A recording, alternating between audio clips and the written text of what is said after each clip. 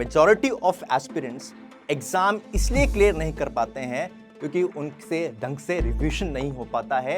And time पे वो अपना सिलेबस ही ढंग से रिवाइज नहीं कर पाते हैं जो उन्होंने 2 साल में पूरा पढ़ा होता है कि मुझे पढ़ना है, ये कोट है, मुझे ये कोट लेना है। कोटा में इतने नीट एस्पिरेंट सुसाइड क्यों कर रहे हैं? अब बात करते हैं solution for those 3 category students.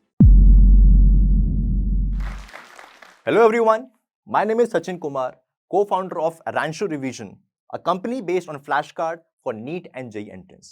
और मेरी कहानी शुरू होती है यहाँ से। क्लास 8 तक मैं पढ़ने में ठीक ठाक था, मेरे मार्क्स भी ठीक ठाक आते थे, मतलब कितना कुछ खास पढ़ने में था नहीं मैं। मेरे माँ बाप मुझे कोसते थे कि बेटा पढ़ लिया कर। मेरे भाई बहन पढ़ने में बहुत अच्छे थे, लेकिन मैं थोड़ा बहुत पढ़ता था और मेरे कुछ मार्क्स ठीक ठाक आ जाते थे। एक दिन मैं घर आया, मेरी मम्मी रो रहे थे। मैंने उनसे पूछा कि क्यों रो रहे हो, क्या हो गया? तो उन्होंने कहा कि बेटा तू पढ़ता नहीं है, तेरे मार्क्स नहीं आते हैं, तू लाइफ में क्या करेगा, बाद में क्या करेगा। ऐसा है कि मैं अपनी माँ से बहुत प्यार करता हूँ और उनको देखा देखा रोते हुए, तो मेरे को था कि नहीं यार, ऐसे नहीं करना है। बिकॉज़ जो आज मैं खड़ा हूँ जिस पोज़ीशन पे, तो उनका रोल बहुत बड़ा रहा है। तो क्लास 9 से मैंने मेहनत करना स्टार्ट किया। मैंने प्रॉपर क्लास एक्टिविटीज़ करी, मैंने अपना होमवर्क प्रॉपर किया अच्छे से, प्रॉपर एक टाइम टेबल बनाया, उसको मैंने फ़ॉलो किया एंड प्रॉपर दिन-रात मैंने मेहनत करी। रात के 2 बजे तक पढ़ता था with my brother and sisters and ये मेहनत जो मैंने करी, उसके बाद I was able to score 10 CGPA in class 10th। Yes, जिसके पहले मार्क्स आ रहे थे 60%, 70%, 80%। In class 10th I was able to score 10 CGPA in class 10th। Okay? फिर उसके बाद घरवाले खुश हो गए मेरे, मैं बहुत खुश हो गया, लेकिन खुशी बहुत हो गई थी, अब टाइम था गम आने का, अब टाइम था क्लास 11th में प्रवेश करने का, आगमन करने का। नॉर्मली क्लास 11th में बच्चा आता है, तो क्या करता है? क्या करता है वो? वो एंट्रेंस एग्ज़ाम की तैयारी शुरू करता है। तो मैंने भी यही किया, लेकिन मुझे कोचिंग नहीं जाना था, क्योंकि कोचिंग में बहुत पैसे लगते हैं और मेरे को अपने फैमिली पे ऐसा कोई बर्डन नहीं डालना था। तो मैंने अपने जो स्कूल में टीचर्स थे, उनसे डिस्कस किया, उनसे पूछा कि ये कौन-सा एंट्रेंस है, इसकी तैयारी कैसे करनी है? कुछ बुक्स ली, फिर सिलेबस निकाला एंड अपने अकॉर्डिंग मैंने पढ़ना स्टार्ट किया। मैंने अपने अकॉर्डिंग नोट्स बनाना शुरू किए। स्कूल की पढ़ाई और एंट्रेंस एग्जाम की तैयारी दोनों मेरे से मैनेज नहीं हो पा रही थी एंड सबसे बड़ी दिक्कत जो मुझे आ रही थी वो थी रिवीजन। जब सिलेबस इकट्ठा हो जाता था, तो मैं चीज़ें भूल जाया करता था कि अब मान लो 1 हफ्ता हो गया है, नेक्स्ट वीक में जो मैंने पहले पढ़ा हुआ था, मुझे याद नहीं रहता था एंड उस टाइम मैं रिवीजन को ढंग से टैकल नहीं कर पाया था। लेकिन चलो, जैसे-जैसे मेरी गाड़ी आगे बढ़ी, लेकिन अब मैं क्लास 12th में था, मेरे मार्च में बोर्ड्स थे, आई थिंक 5 मार्च को मेरा पहला एग्ज़ाम था हिंदी का, इंग्लिश का जो भी था, इंग्लिश का एग्ज़ाम था। फिर कैसे करके मैंने कुछ लास्ट वीक्स में बोर्ड के एग्ज़ाम की तैयारी मैंने स्टार्ट करी। अब मैं दिन-रात पढ़ता था, 48 आवर्स ऐसा भी टाइम आया कि मैं लगातार मतलब बिना सोए पढ़ता था। मेहनत करी थोड़ी बहुत and in class 12th I was able to score around 8-9%।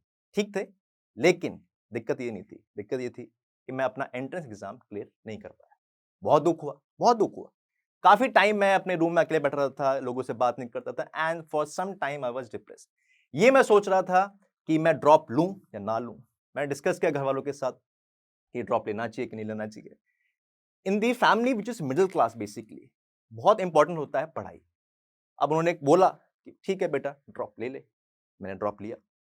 Drop लेने से पहले मेरे को था कि चलो यार मेहनत करेंगे। मैंने मॉक टेस्ट जॉइन किए, मैंने टेस्ट सीरीज़ जॉइन करी, मैंने प्रॉपर नोट्स बनाए। अगेन मैं फिर से मैंने नोटिस किया कि मैं रिवीजन पार्ट को, जो बहुत इंपॉर्टेंट रोल प्ले करता है किसी भी एस्पिरेंट की लाइफ में, मैं उसको ढंग से टैकल नहीं कर पाया। रिवीजन मैं ढंग से उस चीज़ को टैकल नहीं कर पा रहा था।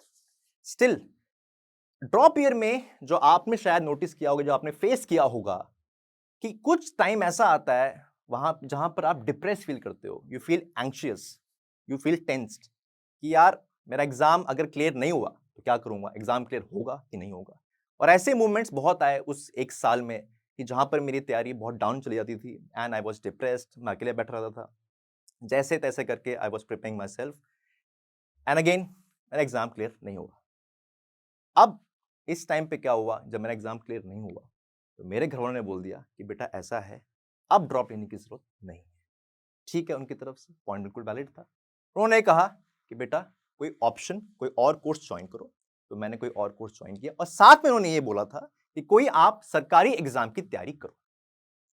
In the middle class family basically what happens, या तो आप डॉक्टर बनते हो, या आप इंजीनियर बनते हो, या आप तैयारी करते हो किसी सरकारी एग्जाम की। मैंने भी ये किया। मैंने अगेन लिस्ट निकाली एग्जाम्स की, मैंने फिर सिलेबस निकाला उसका, मैंने कुछ बुक्स देखी, मैंने पीवाईक्यूज देखे, मैंने उसको एनालाइज किया। एंड इस बार मेरे दिमाग में एक सनक थी कि चाहे कुछ भी हो जाए, मेरे को ये एग्जाम क्लियर करना ही करना है। इसलिए बिकॉज अगर आप इनिशियल स्टेज ऑफ लाइफ में, अगर आप अपने बचपन में, जब आप 18 साल के हैं, 19 साल के हैं, 20 साल के, जब आप कोई एग्जाम क्लियर करते हैं ना, तो यू फील प्राउड कि हाँ यार मैंने कुछ अचीव किया है।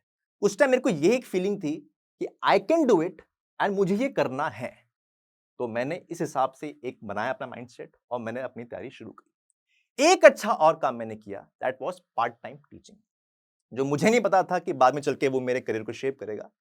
सो मैंने प्रॉपर तैयारी करी। और एक और चीज, मैंने इस बार रिवीजन के ऊपर बहुत ध्यान दिया।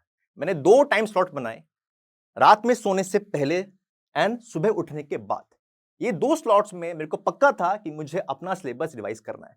अब होता क्या है, मैं आज भी देखता हूं कि मेजॉरिटी ऑफ स्टूडेंट्स वो अपना एग्जाम इसलिए क्लियर नहीं कर पाते हैं बिकॉज उनका एंड टाइम पे रिवीजन ढंग से नहीं हो पाता है। इसके बारे में हम बाद में बात करेंगे, बट मैंने प्रॉपर हर एक चीज फॉलो करी and I was able to clear many times AFCAT, CDS and your SSC and your CAT exams. मुझे बहुत खुशी हुई, एक अलग ही खुशी थी कि यार ठीक है यार, एग्जाम तो एटलीस्ट मैंने क्लियर किया। फिर आई वेंट फॉर SSBs। मैंने ट्रैवल किया ऑल ओवर इंडिया, साउथ में गया, नॉर्थ में, ईस्ट में, वेस्ट में, बट समहाउ इंटरव्यूज मेरे क्लियर नहीं हुए and at the end I was given a PR in the medical.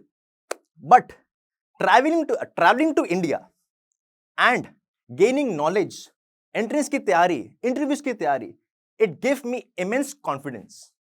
Knowledge मुझे मिली, मेरे को स्किल्स मिले, I developed skills of communication. Travel करना बाहर ट्रेन में at a very early stages, ठीक है, आप टैकल करते हो चीजों को। एंड मुझे अब ये हो गया था कि अगर मैं मेहनत कर रहा हूं तो मुझे बाद में उसका रिजल्ट जरूर मिलेगा and I would be successful. अब इसके बाद स्टार्ट हुआ टीचिंग, जो मैंने कहा था आपको कि ये पार्ट मेरा एक बाद में शेप करेगा मेरे करियर को। नेक्स्ट आता है माय टीचिंग। मेरे को था कि भगवान की कृपा से या बाय गॉड्स ग्रेस जो भी था, कि I was able to explain the concepts very easily by using daily life examples, और I was very patient with my students.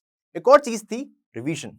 मेरे को एक चीज समझ में आ गई थी कि अगर बच्चे का रिवीजन प्रॉपर है तो वो कोई भी एग्जाम क्लियर कर सकता है। अगर बच्चे का रिवीजन बहुत स्ट्रांग है, अगर उसका रिवीजन माइंड बहुत स्ट्रांग है, तो वो कोई भी एग्जाम अच्छे से क्लियर कर सकता है। तो मेरे को ये था कि ये चीज मेरे पास है और मैं इसे यूज करूंगा। इतना ज्ञान समेटा है, कहीं तो उसको निकालेंगे। फिर उसके बाद मैंने ज्वाइन किया एक coaching institute for teaching JEE and NEET aspirants. अब साथ में आई MSc के साथ साथ, MSc in chemistry basically, MSc के साथ साथ मैं ट्यूशन पढ़ा रहा था। I was giving home tuitions, I was teaching in institute. And एक चीज बहुत अच्छी हुई, अब क्योंकि मैंने इतनी मेहनत करी थी, MSc के दौरान ऐसा फेज आया कि हर टाइम पे आई वाज गिवन अपॉर्चुनिटीज। मैं उन लोगों से मिल रहा था जो मेरे करियर में मुझे हेल्प कर रहे थे।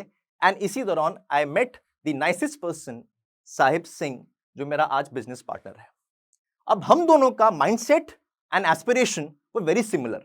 हमें ये था या कुछ भी करना है यार, मतलब एक हर चीज नए करने का कीड़ा था हमारे अंदर। अब इतना टाइम पढ़ाने के बाद, एनालाइज करने के बाद, नॉर्मली मेरे अकॉर्डिंग हर बच्चे का पढ़ने का तरीका अलग होता है, तो हर बच्चे का रिवीजन करने का भी तरीका अलग होता है। नॉर्मली आपके बच्चे 3 कैटेगरी में करते हैं। पहली कैटेगरी, जो बच्चे नोट्स बनाते ही नहीं है, बहुत आलसी होते हैं, उनसे नोट्स बनते ही नहीं है, उनको लगता है दिमाग खर्च हो रहा है फालतू में एक्स्ट्रा। दूसरी कैटेगरी, वो बच्चे जिनकी राइटिंग बहुत ही बेकार होती है और एंड में दे आर कंफ्यूज्ड कि यार मैंने ये क्या लिखा हुआ है, their notes are very disorganised like me. और तीसरी कैटेगरी आती है जो बच्चे बहुत पढ़ने में अच्छे होते हैं, राइटिंग माशाल्लाह होती है उनकी और मस्त नोट्स बनाते हैं वो लोग। अब बिफोर वी गो ऑन कि इनका सोल्यूशन क्या है, मार्केट में एक ट्रेंड कर रही है टर्म, जो बाहर की कंट्रीज में भी फॉलो हो रही है, यहाँ के टीचर्स फॉलो कर रहे हैं and even edtech companies promote कर रहे हैं। वो टर्म क्या है? That term is flash card. What is flash card? What is flash card? इतना क्यों प्रमोट हो रहा है ये चीजें? अगर मैं आपके सामने 20 नोटबुक या 20, 30, 40 नोटबुक बुक्स लेके आऊं और आपको बोलूं मैं अब इसको रिवाइज करो, अगर मैं आपको बोलूं इसको रिवाइज करो तो आप क्या बोलोगे? You will take time, maybe 2 months, maybe 3 months. आपको हैरानी हो जाएगी कि मेजॉरिटी ऑफ एस्पिरेंट्स एग्जाम इसलिए क्लियर नहीं कर पाते हैं क्योंकि उनसे ढंग से रिवीजन नहीं हो पाता है। एंड टाइम पे वो अपना सिलेबस ही ढंग से रिवाइज नहीं कर पाते हैं जो उन्होंने 2 साल में पूरा पढ़ा होता है। आप खुद सोचो, 2 साल में आप बायो, आप केमिस्ट्री, आप मैथ्स, आप सब कुछ पढ़ते हो और आपकी इतनी बुक्स, इतनी नोटबुक्स हो जाती हैं, एंड टाइम पे आपका मन ही नहीं करता उनको दोबारा पढ़ने का। तो फ्लैश कार्ड्स का जिक्र मैं क्यों कर रहा हूं? Flash cards basically are a tool, a revision tool basically for quick revision in a very quick time.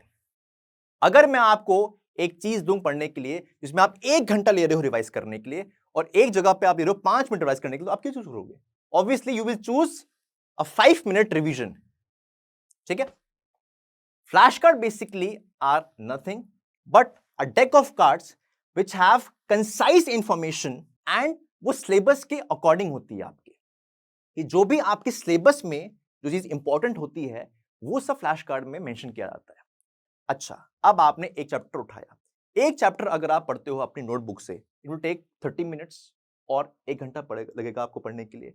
वही सेम चैप्टर अगर आप उठाते हो फ्लैश कार्ड को यूज करके, मैक्सिमम 2 मिनट, 3 मिनट, 4 मिनट। अब इससे होगा क्या? आपका टाइम बचता है और आपकी एनर्जी सेव होती है।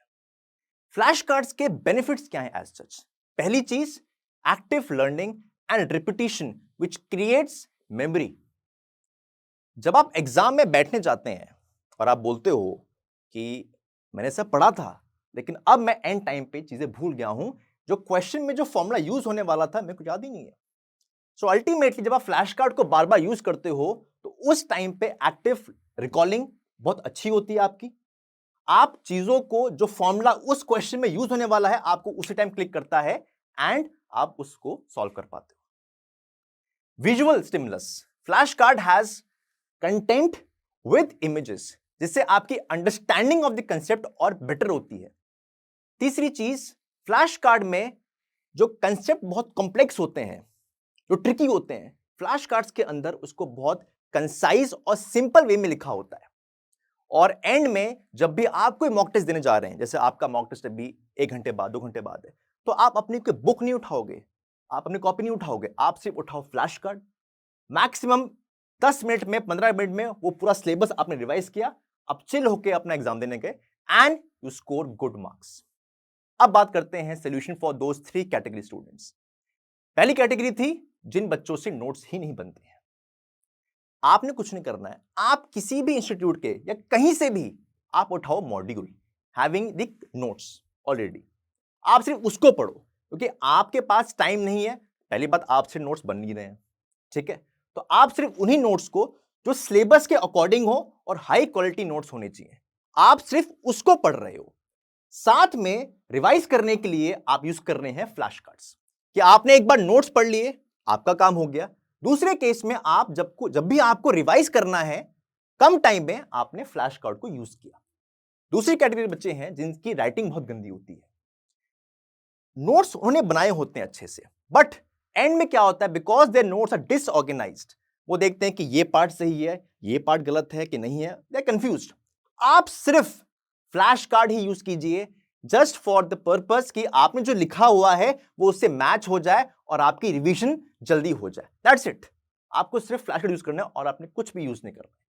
तीसरी कैटेगरी में आते हैं जिनके नोट्स भी अच्छे होते हैं, जिनकी राइटिंग भी अच्छी होती है। आप 2 काम कीजिए, आप किसी भी मॉड्यूल का आप basic questions, one liner, true false, fill in the blanks, जितने भी बेसिक क्वेश्चन होते हैं आप उनको सॉल्व कीजिए। इससे होगा क्या कि धीरे धीरे धीरे आपके हर एक कंसेप्ट, हर एक इंफॉर्मेशन आपको याद होना शुरू हो जाएगी ऑटोमेटिकली। या आप किसी भी अपने दोस्त को पकड़िए, उसको बुलाओ कि घर आओ, आप उस चैप्टर को जो आपने पढ़ लिया है, जो आपने सवाल कर लिए हैं, आप उसको आपने बुलाया और उस चैप्टर को आपने उसको एक्सप्लेन कर दिया आराम से। अब इससे होगा क्या कि आपके सारे पॉइंट्स क्लियर हो जाएंगे। इन केस किसी पार्ट में आप अटकते हो तो आप वो वीक पॉइंट देख पाओगे और बोलोगे अच्छा ये मेरा वीक पॉइंट है, एंड आप उसको फिर से रिवाइज करोगे और उसको एक्सप्लेन कर दोगे। जो बच्चे पढ़ने में अच्छे होते हैं या इनके अच्छे नोट्स बनते हैं, they can do two things. First, practice many questions, one liner, true false, और they can explain that same chapter अपने दोस्तों को. साथ में रिवीजन का what is the best slot. आप 2 स्लॉट रखें रिवीजन के लिए. जो भी आप पढ़ते हो, एक सोने से पहले, एक सुबह उठने के बाद. This is the best slot जहां पर आप रिवीजन कीजिए. जो भी आपको पढ़ना है, केमिस्ट्री पढ़ना है, फिजिक्स पढ़ना है, बायो पढ़ना है, मैथ पढ़ना है आपने. 5 tips for the NEET aspirant. सबसे पहले आप एनसीईआरटी की एटलीस्ट 5 या 6 बार रीडिंग लीजिए, क्योंकि एनसीईआरटी से ही आपका पूरा सिलेबस, आपका एग्जाम पूरा बनता है. दूसरी टिप है कि आप फोन, रिलेशनशिप या कोई डिस्ट्रैक्शन, उससे दूर रहिए. आप सिर्फ अपनी पढ़ाई पर ध्यान दीजिए. तीसरा है, be on a self motivated mode. बाहर की जरूरत नहीं पड़नी चाहिए कि कोई आपके घर वाले आ रहे हैं, आपके दोस्त बोल रहे हैं कि पढ़ ले यार, पढ़ ले. नहीं, आपको खुद से अंदर से आना चाहिए कि मुझे पढ़ना है, ये कोट है, मुझे ये कोट लेना है. Fourth is revision. जो भी आपने सिलेबस कर लिया है, आप ये ध्यान रखिए कि आप अपने नोट से या फ्लैश कार्ड से या कहीं से भी प्रॉपर टाइम पे हर एक चीज को रिवाइज कर रहे हैं. And fifth is very important, exam clear हुआ, वेरी गुड. नहीं क्लियर हुआ तो कोई बात नहीं यार, बहुत सारे ऑप्शंस हैं. मैं आपके सामने खड़ा हूं कि मेरा जब जे एग्जाम क्लियर नहीं हुआ तो I am doing fine in my life. तो अगर आपका एग्जाम क्लियर नहीं होता है तो कोई भी ऐसा स्टेप लेने की जरूरत नहीं है जो आपकी लाइफ और आपके पेरेंट्स की लाइफ खराब कर दे. आप ड्रॉप लेते हैं, आपके फ्रेंड्स हैं, आपका पीयर प्रेशर है, घर वाले बोलते हैं, रिलेटिव्स बोलते हैं कि एग्जाम क्लियर होगा कि नहीं होगा. आपको ये सब नहीं सोचना है. आप इन सब डिस्ट्रैक्शन से दूर रहिए. कोटा में इतने नीट एस्पिरेंट सुसाइड क्यों कर रहे हैं? क्या ये पढ़ाई का प्रेशर है? क्या ये ड्रॉप ईयर का प्रेशर है? क्या ये दोस्तों का प्रेशर है? या ये पेरेंट्स का प्रेशर है? आप टीचर से डाउट नहीं पूछ पा रहे हैं. जो भी आपका प्रेशर क्रिएट हो रहा है, सबसे पहला काम, आप रिलैक्स करो कुछ टाइम के लिए. आप रिलैक्स करो. आपको शेयर करना है, आप डिस्कस करो अपने पेरेंट्स के साथ, विद फ्रेंड के साथ. 1 हफ्ता, 2 हफ्ता आप गैप लीजिए एंड उसके बाद आप तैयारी स्टार्ट कीजिए. टेकिंग अ स्टेप जो आपकी लाइफ तो खराब कर ही रहा है, आपके पेरेंट्स की लाइफ भी खराब कर रहा है. सो ऐसा कुछ करने से पहले आप 2 बार सोचिए एंड डिस्कस कीजिए अपने सीनियर्स के साथ.